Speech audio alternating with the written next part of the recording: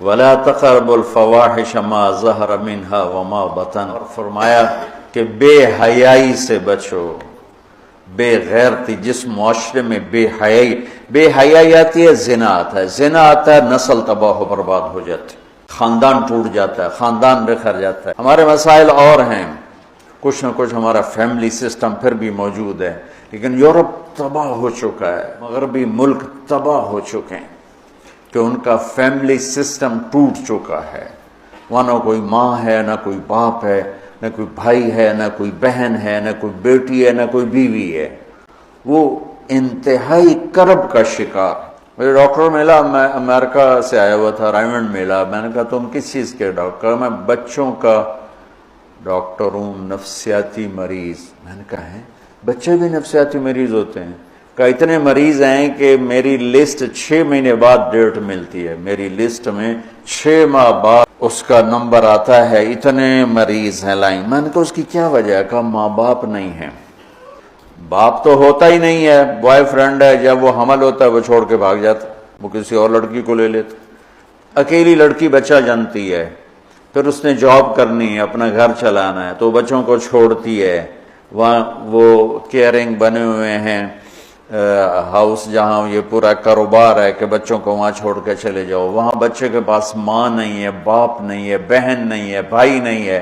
وہ آنکھ کھولتا ہے تو ایک غیر مانوس ماحول میں ہوتا ہے۔ کہا ہم وہاں جہاں یہ بیبی کیئرنگ بنے ہوئے ہیں سینٹر، وہاں دیواروں کے اوپر فوم لگا ہوا ہے، چونکہ بچے ٹکرے مارتے ہیں دیواروں میں، سر پھاڑ لیتے۔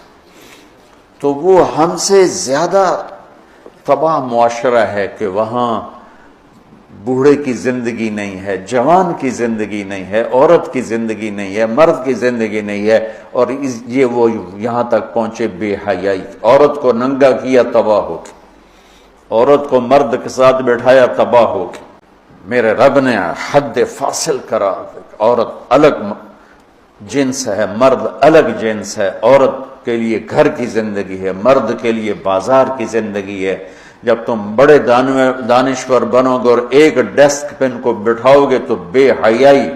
آج کی یونیورسٹیوں میں جو کھلا، میں زبان سے کیسے کہوں، اپنا ہی پیٹ ننگا کرنے والی بات۔ میرا رب کہہ رہا لا تقربوا الفواحش ما ظہر منها وما بطن، کہ بے حیائی کے قریب نہ جاؤ، بے حیائی کے قریب نہ جاؤ۔ اچھا، یعنی زنا کے بارے میں اجل لا تقربوا الزنا، یہ نہیں کہا کہ لا تزنوا، زنا نہ کرو، کہا لا تقربوا، زنا کے قریب نہ جاؤ۔ قریب جانے کا کیا مطلب ہے؟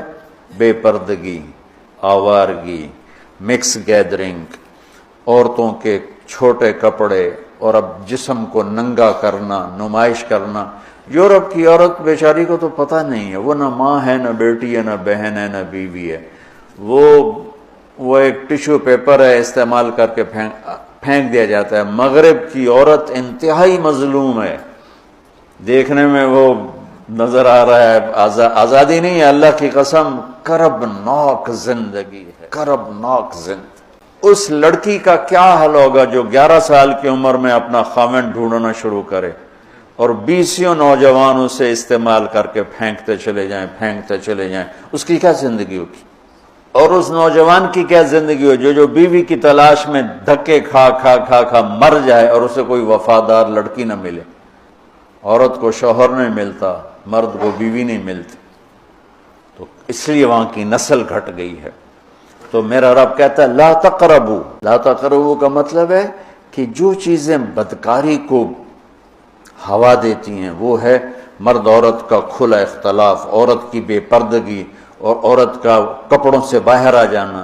مرد پورے کپڑوں میں اور عورتیں ٹانگیں ننگی کرتی جا رہی ہیں، رانیں ننگی کرتی جا رہی ہیں، بازو ننگی کرتی جا رہی ہیں۔ کوئی تو عقل کی بات ہو۔